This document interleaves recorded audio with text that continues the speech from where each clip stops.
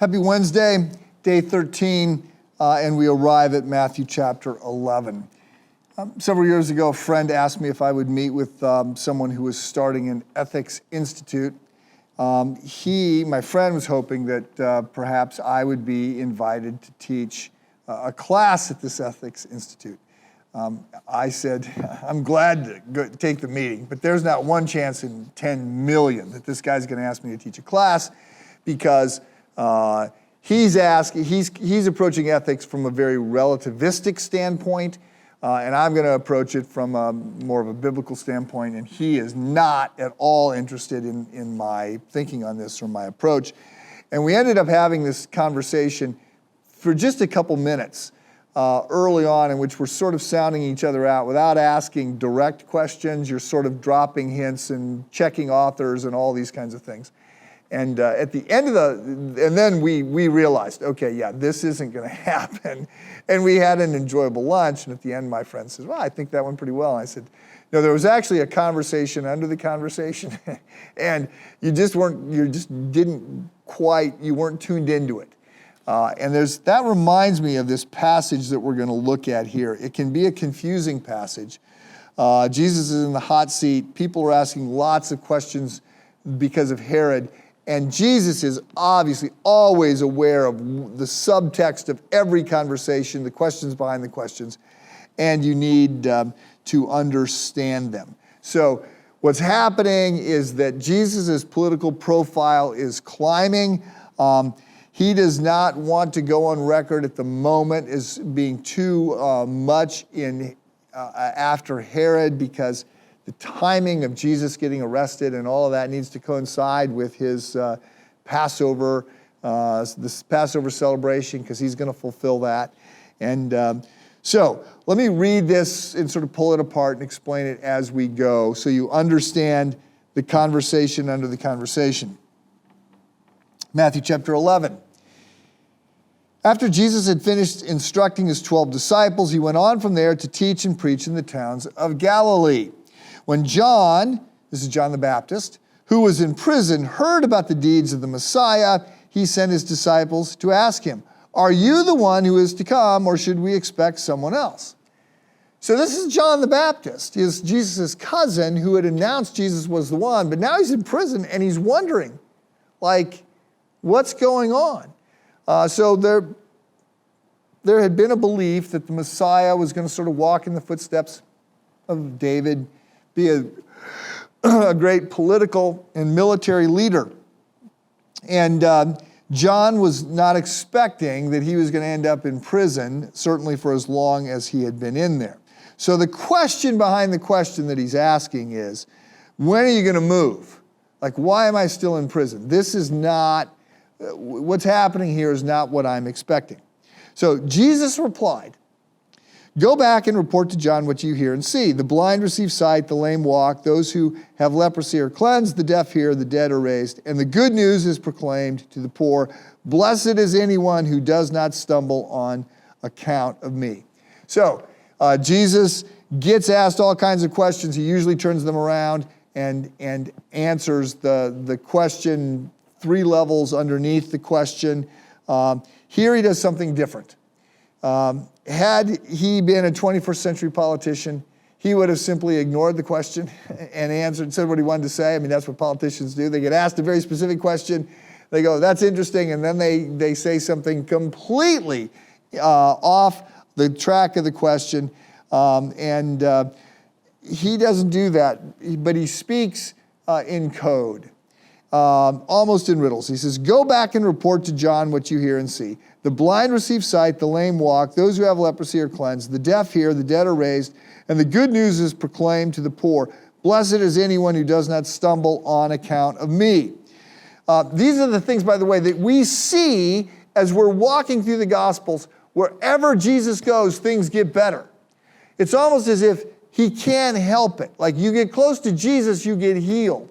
He feeds people, right? I mean, he reconciles relationships. He also challenges relationships. But health and goodness sort of emanate out of him. And it almost as if it can't be helped. But Jesus has not yet attacked Herod, like John had. John had attacked Herod, and it had gotten John put in prison. So, reading on. As John's disciples were leaving, Jesus began to speak to the crowd about John. What did you go out to the wilderness to see? A reed swayed by the wind? John the Baptist had been out in the desert at the Jordan, so people had gone out to see him. They did not go out to see Herod, whose symbol on coins was a reed. So they did not go out to see Herod. They went out to see John. If not, what did you go out to see? A man dressed in fine clothes? No. John the Baptist famously did not dress in fine clothes. No, those who wear fine clothes are in king's palaces. Then what did you go out to see? A prophet. They went out to see John the Baptist, the one who is asking the questions, the one who now seems to be confused. Well, yes, I tell you, and more than a prophet, this is the one about whom it is written, I will send my messenger ahead of you. He will prepare your way before you. So this goes back to the book of Malachi, the last book of the Old Testament, where in the last chapter of the last book of the Old Testament, it says that the next person to come is going to be Elijah, and Elijah is going to prepare the way for the Messiah to come. So Jesus is saying, you went out to see John the Baptist. John the Baptist is playing the role of Elijah. He is the precursor to me. So John is more than just a prophet. He was this guy paving the way. Reading on, verse 11. Truly I tell you, among those born of women, there has not risen anyone greater than John the Baptist. Yet whoever is least in the kingdom of heaven is greater than he. From the days of John the Baptist until now, the kingdom of heaven has been subject to violence, and violent people have been raiding it. For all the prophets of the law prophesied until John. And if you are willing to accept it, he is Elijah who was to come. Whoever has ears to hear, let them hear. In other words, pay attention to what I am saying. He then makes some statements about how fickle everyone is. Jesus notes that the crowds are not understanding all the things that he is saying. To what can I compare this generation? They are like children sitting in the marketplaces and calling out to others. We played the pipe for you and you did not dance. We sang a dirge and you did not mourn. For John came neither eating or drinking, and they say he is a demon. The Son of Man came eating and drinking, and they say he is a glutton and a drunkard, a friend of tax collectors and sinners. But wisdom is proved right by her deeds. In other words, John the Baptist looked too crazy for everybody, and now people think I look too tame, to be too normal to be doing everything. So Jesus has answered the question in a very cryptic way. As we will see, it's important for him to enter Jerusalem at a particular time. He is going to stage this. He is going to sequence this. The artwork that I have chosen shows Jesus healing a leper. One of the things that he's doing, even in this passage, he's healing people. That's why the crowds are showing up. You didn't get great medical care in that time. Jesus provides the best medical care, and Jesus is touching a leper. This is actually not a painting. This is an icon. So you supposedly you don't paint an icon, you draw it. This is what the Eastern Orthodox Church uses as a prayer aid. We don't.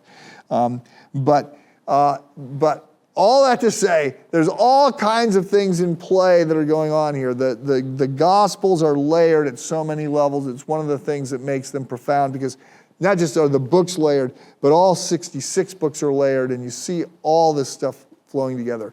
Right now, I realize a complicated passage. Right now, I'm going to give you this challenge today, and that is, I want you to touch a leper.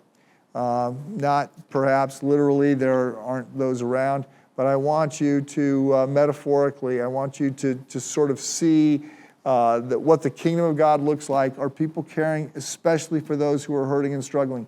You undoubtedly will see somebody hurting and struggling today.